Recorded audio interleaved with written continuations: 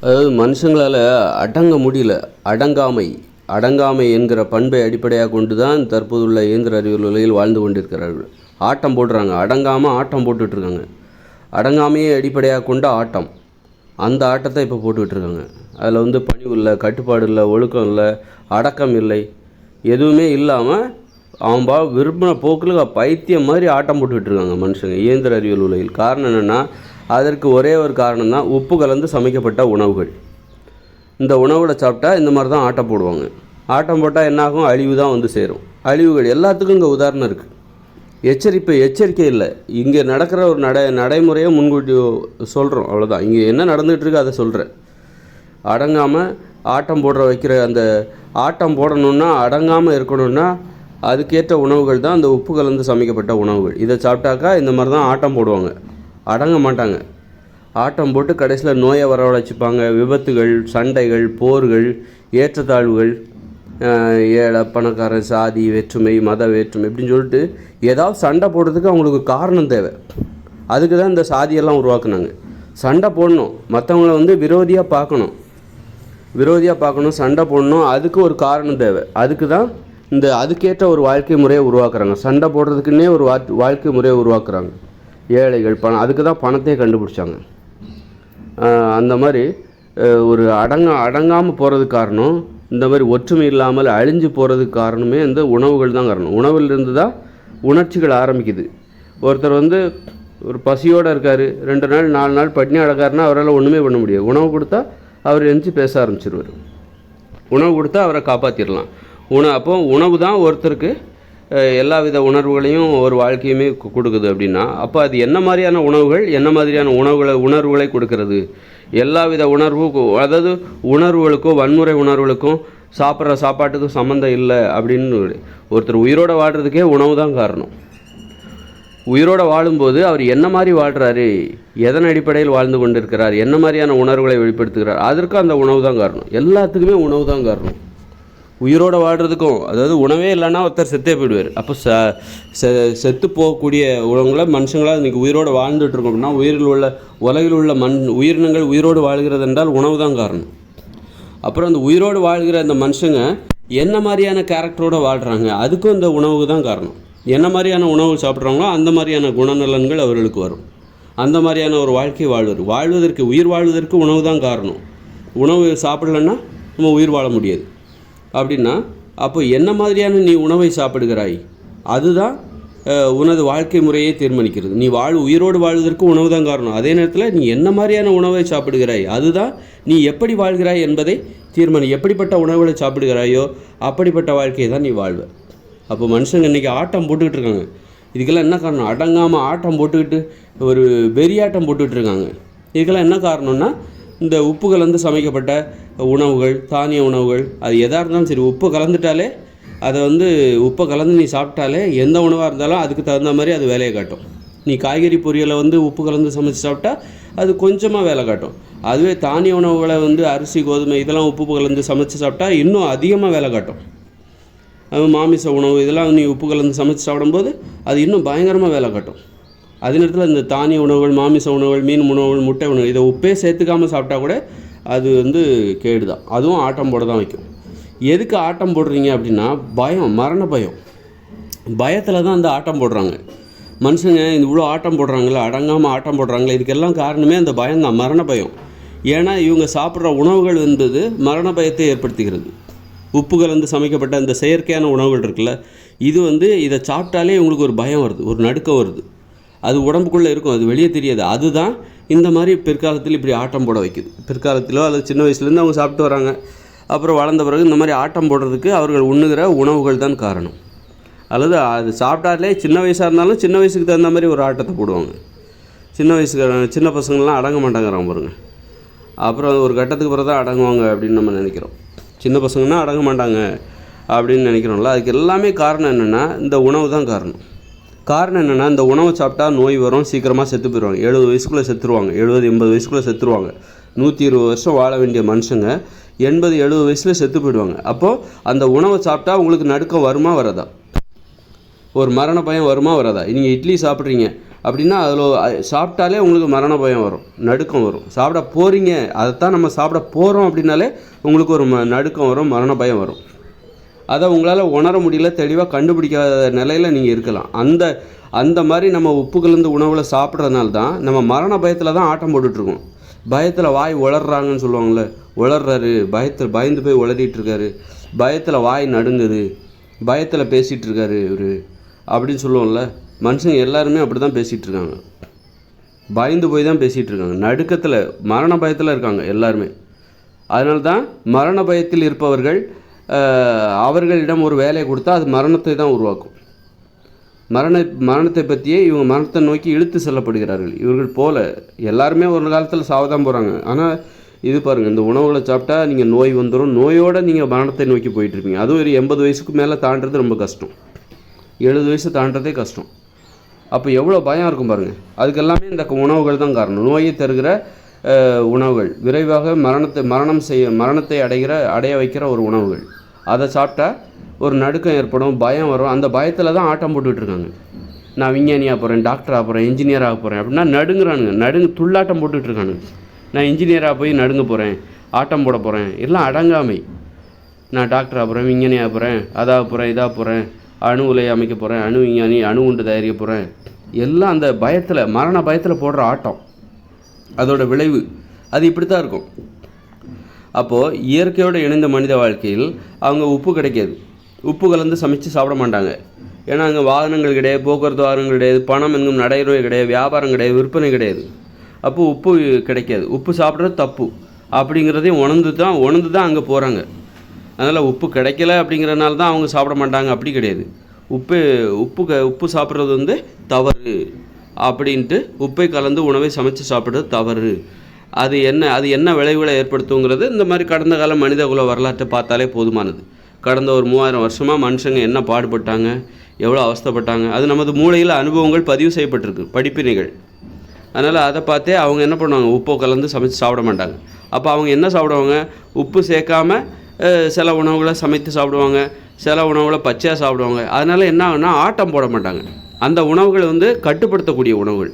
மனுஷங்களை இந்த மாதிரி பேயாட்டம் போடுற அந்த ஆட்டத்தை அடக்கிடும். நான் சொல்கிற மனித உணவுகள் இருக்குல்ல, அதை சாப்பிட்டிங்கன்னா நீங்கள் ஆட்டம் போட மாட்டீங்க, அடங்கிடுவீங்க.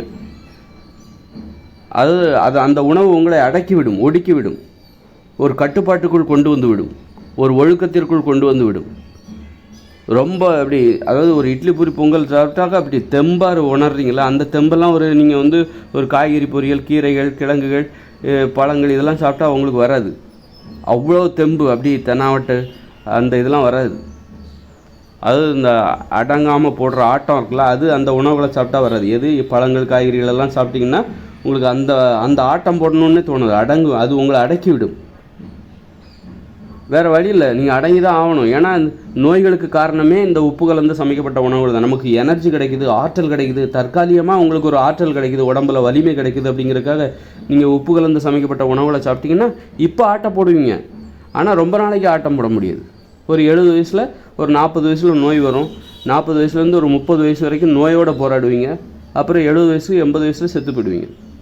120. அப்போ 50 வருஷம் உங்களுக்கு, 40 வருஷம் லாஸ் ஆகுது, இழப்பு. உங்களுக்கு 40 வருட வாழ்க்கை இழப்பு. வாழ்கின்ற காலத்துலையாவது மகிழ்ச்சியாக வாழ்ந்தீங்களா? அதுவும் கிடையாது. அதுவும் நோயோட, விபத்துகளால் ஏற்படுகிற மரணங்கள். இப்படி நாம் அதிகப்படியான ஆற்றலுக்கு ஆசைப்பட்டு பயங்கரமாக ஆட்டம் போடணும் அப்படின்னு ஆசைப்பட்டு உப்பு கலந்து சமைக்கப்பட்ட உணவுகளை சாப்பிட்றதுனால நாம் என்னத்தை கண்டோம்?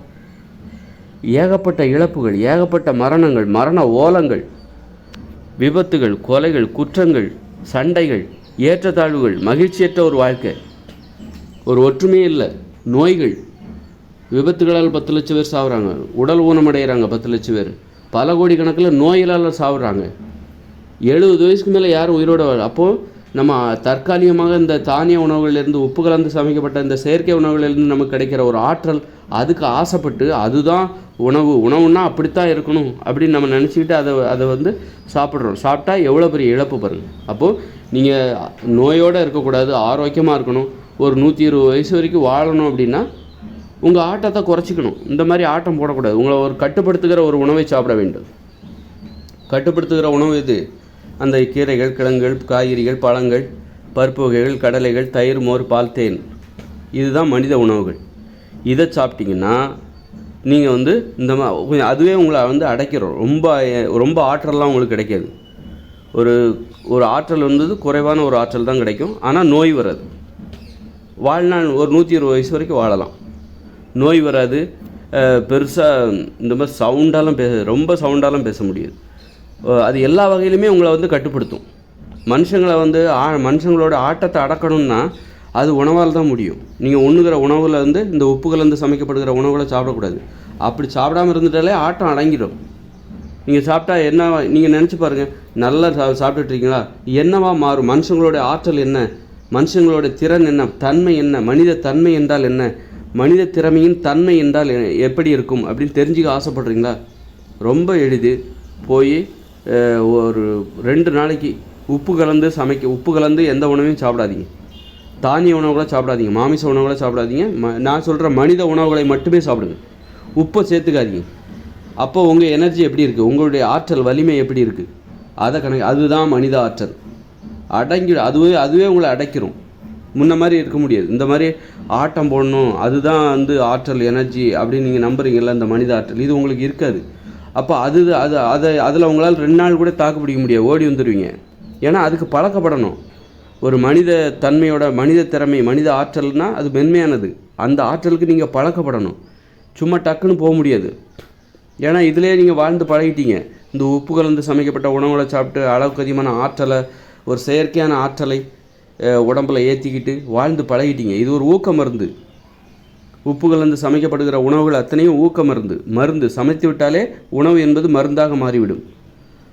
பச்சையாக இருக்கிற வரைக்கும் தான் அது உணவு. ஆக இந்த ஊக்க மருந்து சாப்பிட்டு வாழ்ந்து பழகினவங்க எப்படி உப்பு இல்லாத சாப்பாடை எப்படி 2 நாளைக்கு சாப்பிட முடியும்? ஒரு நாள் கூட, ஒரு வேளை கூட சாப்பிட்றது கஷ்டப்படுவாங்க.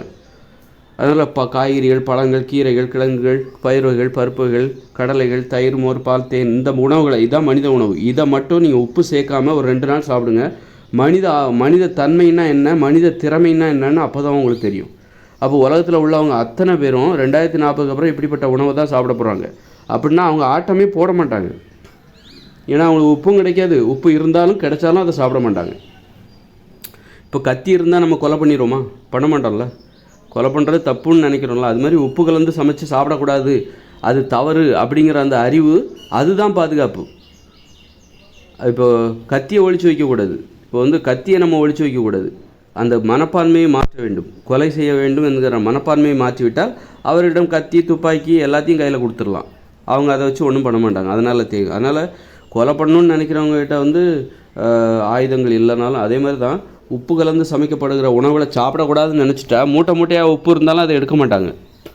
அதுதான் பாதுகாப்பு. அந்த அறிவு தான் பாதுகாப்பு. 2040 அப்புறம் போக்குவரத்து வாகனங்கள் கிடையாது, பணம் என்கிற நடைமுறைகள், இறக்குமதி ஏற்றுமதி எதுவுமே கிடையாது. உப்பு மக்களுக்கு கொண்டு செல்லப்படுவதற்கு வாய்ப்பே இல்லை. அப்படிங்கும்போது அதனால்தான் அவங்க உப்பு கலந்து உணவுகளை சமைச்சு சாப்பிட மாட்டாங்க அப்படின்னு நான் சொல்லவில்லை. ஏன்னா சாப்பிடணும்னு நினச்சிட்டாங்கன்னா எப்படியா நடந்தாது கடற்கரைக்கு போய் ஒரு மூட்டை உப்பை எடுத்து எங்கேயா வண்டியிலே கழுதிலே ஏற்றி வீட்டுக்கு கொண்டு வச்சு சாப்பிடுவானு. வச்சு அந்த ஒரு வருஷத்துக்கு தேவையான உப்பை எடுத்துகிட்டு சமைச்சு சாப்பிடுவாங்க. ஆனால் சாப்பிடக்கூடாது. உப்பு நோய்களை தரும், மனித உறவுமுறையை கெடுத்து விடும், மனித உயிர்களுக்கிடையே வன்முறையை பரப்பிவிடும் அப்படிங்கிறது. உப்பினால் ஏற்படுகிற நோய்களை வரவழைச்சிரும். உப்பினால் ஏற்படுத்துகிற ஆபத்துகளை உணர்ந்து மனுஷங்க அதை விளக்கும் போது தான் அந்த உப்பை மனுஷங்கிட்டேருந்து விடுபட முடியுமே தவிர உப்புலேருந்து மனுஷங்க விடுபட முடியும். உப்பு தவறானது, உப்பு குற்றம், அது ஊக்க மருந்து, வன்முறையை ஊக்குவிக்கிற ஒரு மருந்து உப்பு என்பது. அதை உணரும் போது அப்படி உணர்ந்து தான் அதை வேண்டான்னு சொல்லணுமே தவிர அது கிடைக்கல அதனால் நாங்கள் பயன்படுத்தலை அப்படின்னு யாரும் சொல்லக்கூடாது. அதனால் கத்தி இல்லை அதனால தான் நான் யாரையும் குத்தலை, என்கிட்ட அருவா இல்லை அதனால தான் நான் யாரையும் வெட்டலை, அருவா இருந்தால் நான் வெட்டிடுவேன் அப்படின்னு சொல்கிறது கட்டுப்பாடு கிடையாது. கத்தி இருந்தாலும் அதை இந்த மாதிரி கொலை செய்யக்கூடாது, அது தவறு அப்படின்னு நினச்சி ஒருத்தர் கட்டுப்பாடு இருக்கு. அதே மாதிரி தான் உப்பு உங்களுக்கு கிடைக்கலப்பா அதனால தான் உப்பு போட்டு சமைச்சு சாப்பிட்றதில்ல, உப்புலாம் எங்கே கிடைக்குது, அது கிடைச்சா நாங்கள் அதை வச்சு தான் சாப்பிடுவோம் அப்படின்னு சொல்கிறது கட்டுப்பாடு கிடையாது. அதனால் உப்பு கலந்து சமைக்கப்படக்கூடாது அப்படிங்கிறது அது ஒரு படிப்பினை. அதனால் என்ன விளைவுகள் ஏற்படும், நோய்கள், இவ்வளோ விளைவுகள் ஏற்படும். அதுவும் பாருங்கள், இயற்கையோடு இணைந்த மனித வாழ்க்கை 2040 அப்புறம் உங்களுக்கு மருத்துவமனை கிடையாது, மருத்துவர்கள் கிடையாது. நோயெல்லாம் வரவழைச்சா உங்களை யார் குணப்படுத்துவா? அதனால் இன்னும் கட்டுப்பாடாக போயிடணும். நீங்கள் அங்கெல்லாம் போய் ஆட்டம் போட்டுக்கிட்டு ஒருத்தர் சண்டை போட்டுக்கிட்டு, இப்போ இங்கே இருக்கிற கத்தி அருவாளை எடுத்துகிட்டு அங்கே நம்ம போவோம். அங்கேயும் போயிட்டு அப்புறம் ஒரு மூட்டை அரிசி எடுத்துகிட்டு, நம்ம அரிசி அல்லது உப்பெல்லாம் எடுத்துகிட்டு போய் அங்கேயும் சமைச்சு சாப்பிட்டு நீங்கள் ஆட்டம் போட்டு ஒருத்தருக்கு ஒருத்தர் வெட்டிக்கிட்டு குத்திக்கிட்டு செத்திங்கன்னா அப்போது அது நமக்கு எப்படின்னா, ஏன்னா உப்பு நீங்கள் ஒரு கட்டுப்பாட்டில் இருக்கணும். அங்கே போயிட்டு ஒரு கட்டுப்பாட்டில் இருக்கணும், கட்டுப்பாடை உணர வேண்டும். அதனால் அந்த இடத்துல போயிட்டு நீங்கள் இயற்கையோடு இணைந்த மனித வாழ்க்கையில் போயிட்டு நீங்கள் சண்டை போட்டுக்கிட்டு ஒருத்தர் குத்திக்கிட்டு வெட்டிக்கிட்டு நோய்களை வரவழைச்சிக்கிட்டு போனீங்கன்னா அங்கே மருத்துவம் பார்க்குறதுக்கு உங்களுக்கு மருத்துவர்கள் கிடைக்க மாட்டாங்க. அங்கே யாரும் உங்களுக்கு மருத்துவர்கள் கிடைக்க மாட்டாங்க. அங்கே மருத்துவமனைகளும் இருக்காது, எம்பிபிஎஸ் படிப்பும் கிடையாது, புத்தகமும் கிடையாது, ஒன்றும் கிடையாது. அதனால் நீங்கள் வெட்டிக்கிட்டு குத்திக்கிட்டு சண்டை உங்களை ட்ரீட்மெண்ட் பண்ணுறதுக்கு மருத்துவர்கள் வரமாட்டாங்க. அதுமாதிரி நோய்களை கண்டமனைக்கு நோய்களை வரவழைக்கிற உப்புகள் உணவுகளை சமைச்சு சாப்பிட்டு நோய்களை வரவழைச்சிக்கிட்டிங்கன்னா அதை குணப்படுத்துறதுக்கு அங்கே மருத்துவர்கள் இருக்க மாட்டாங்க. அதனால் இன்னும் அடக்கமாக இருக்கணும். அதனால தான் அவங்க இன்னும் பயப்படுவாங்க. ஏன்னா நம்ம குணப்படுத்துறதுக்கு, நமக்கு ஏதாவது நோயின்னு வரவழைச்சிக்கிட்டா அதுக்கப்புறம் அதை குணப்படுத்துறதுக்கு நமக்கு மருத்துவர்களே கிடையாது, மருத்துவமனையும் கிடையாது, மருந்துகளும் கிடையாது, சிகிச்சையும் கிடையாது. அதனால் முன்கூட்டியே அடக்க ஒடுக்கமாக இருந்துக்கணும் அப்படின்னு சொல்லிட்டு அவங்க ரொம்ப கட்டுப்பாடோடு இருப்பாங்க. ஆக மனுஷங்க இன்றைக்கி ஆட்டம் போட்டுட்ருக்காங்க, அழிவு ஆட்டம் வெறியாட்டம் போட்டுட்ருக்காங்க. அப்படின்னா அழிவுகளை ஏற்படுத்துகிற ஆட்டத்தை போட்டுட்ருக்காங்க. அப்படின்னா அதுக்கு காரணமே இந்த உப்பு கலந்து சமைக்கப்படுகிற உணவுகள் தான் காரணம். அப்போ இந்த மனுஷங்களோட ஆட்டத்தை அடக்கணும் அப்படின்னா அந்த உப்பை சேர்த்துக்கூடாது, உப்பை தூர வச்சிடணும், ஆட்டம் அடங்கிரும். அப்படி அது மாதிரி தானிய உணவுகள் மாமிச உணவுகளை சாப்பிடக்கூடாது, அப்படியே ஆட்டம் அடங்கிரும். ஆட்டம் அடங்கி சாதுவாக மென்மையாக, நீயாப்பா இந்த மாதிரி ஆட்டம் போட்ட, இவ்வளோ ஆட்டத்தை போட்டது நீ தானா? மனுஷ பயிர்களா நீங்கள் தான் அந்த ஆட்டத்தை போட்டிங்களா? இந்த இயந்திர அறிவியல் உலகத்தில் இவ்வளோ ஆட்டம் போட்டிங்களே, வானத்தில் பறந்தீங்களே, கப்பலில் மிதந்தீங்களே, கப்பலில் மிதக்கிறது, வானத்தில் பறக்கிறது, என்னென்ன ஆட்டம் போட்டிங்க, இப்போ நீங்களாப்பா இப்படி அடக்க ஒடுக்கமாக இருக்கீங்க அப்படின்னு கேட்குற அளவுக்கு ஒரு மாற்றம். வெறும் உணவு மட்டும் மாற்றம் கிடையாது, உணவே அப்படி மாற்றிவிடும் அப்படின்னு. மனித மூளையின் மனதின் செயல்பாடு, மனசோட செயல்பாடு அது மாற்றத்தை ஏற்படுத்துகிறது. எப்படி தொடர்ச்சியாக எண்ணங்கள் கனவுகள் நினைவுகள் வந்துக்கிட்டே இருக்குதா, அது இனிமேல் வராது. தொடர்ச்சியாக எண்ணங்கள் கனவுகள் நினைவுகள் வந்துக்கிட்டே இருக்குதா, அதை அடக்கிறதுக்காக தானே நீங்கள் தியானம் பண்ணுறீங்க. அப்போ அது இனிமேல் வராது. அது எண்ணங்கள் தொடர்ச்சியாக எண்ணங்கள் கனவுகள் நினைவுகள் யோசனைகள் கற்பனைகள்லாம் வராமல், சிந்தனைகள்லாம் வராமல், இடைவெளி, ஒரு யோசனை அப்புறம் சிந்தனை அப்புறம் இடைவெளி அப்புறம் எண்ணங்கள் அப்புறம் ஒரு இடைவெளி, நிறைய இடைவெளி. அதுதான் அப்போ அவங்களால தொடர்ச்சியாக உழைக்கவும் முடியாது. தொடர்ச்சியாக ஒரு மனசு எப்படி தொடர்ச்சியாக உழைக்குதோ அதனால தான் இன்றைக்கி மனுஷங்களும் தொடர்ச்சியாக உழைக்கிறாங்க, முரட்டுத்தனமாக உழைச்சிக்கிட்டு இருக்காங்க, 10-12 மணி நேரம் உழைச்சிக்கிட்டு இருக்காங்க. காரணம் என்னென்னா மனசில் அமைதியே இல்லை, அது தொடர்ச்சியாக வந்துக்கிட்டே இருக்குது. எண்ணங்கள் யோசனைகள் கற்பனைகள், அதோட ஒத்துழைப்பு தேவையில்லை. நம்ம ஒரு வேலை செய்கிறோம் அப்படின்னா மனசோட ஒத்துழைப்பு தேவை தானே. அதுதானே ஒரு வேலையை அடுத்து இதை செய் அப்படின்னு அதை சொல்லணும்ல, சொல்லி கொடுத்துக்கிட்டே இருக்கணும். மனசு உழைக்கிறதுனால தான் உடம்பு உழைக்குது. மனசோட ஒத்துழைப்பு தேவை. வெறும் உடம்பை வச்சு மட்டும் நம்ம உழைச்சிட முடியாது. அடுத்தடுத்த வேலைகள், இந்த ஐடியா இது தப்பு, இது ஏன் தப்பு, இந்த வேலையை ஏன் பண்ணிச்ச, ஏன் பண்ண நீ, இதை மாற்று, டக்குன்னு அங்கே என்ன நடக்குதுன்னு பாரு. இப்படி மனசு வேலை செஞ்சுக்கிட்டே இருக்கணும் தொடர்ச்சியாக. அதனால தான் நம்ம தொடர்ச்சியாக வேலை பார்க்குறோம் வெளியில். அப்போ மனசே தொடர்ச்சியாக வேலை செய்யலை, அது இடைவெளி விட்டு தான் வருது, இடையில ஓய்வு எடுத்துக்குது, அப்புறமா ஒரு யோசனை வருது, ஒரு சிந்தனை வருது அப்படின்னா நம்மளால் தொடர்ச்சியாக உழைக்க முடியாது, கடினமாக முரட்டுத்தனமாக உழைக்க முடியாது. உப்பு கலந்து உணவுகளை சமைச்சு சாப்பிட்டா கூட நீங்கள் இனிமேல் ஆட்டம் போட முடியாது. அப்படி ஒரு மாதிரி ஆட்டம் போடுற மாதிரி இருக்கும், ஆனால் அதை வெளிப்படுத்த முடியாது. அந்த அளவுக்கு உப்புகள் உணவுகளை சமைச்சு சாப்பிட்டு போயிடலாமே அப்படின்னு நினைக்காதீங்க. ஒரு நோய் வந்துடும். கண்டிப்பாக நோய் வந்தால் என்ன பண்ணுவீங்க? அதனால் இந்த ஆட்டத்தை அடக்குகிற உணவுகள் தான் நான் கூறிய மனித உணவுகள். மனுஷங்களோட ஆட்டத்தை அடக்குகிற உணவுகள் அது நான் கூறிய மனித உணவுகள். அந்த உணவுகளை பின்பற்றினா உங்கள் ஆட்டம் அடங்கிடும். ஆட்டத்தை அடக்க நீங்கள் இன்றைக்கி சாவாட்டம் போட்டுட்ருக்கீங்க, வெறியாட்டம் போட்டுட்ருக்கீங்க.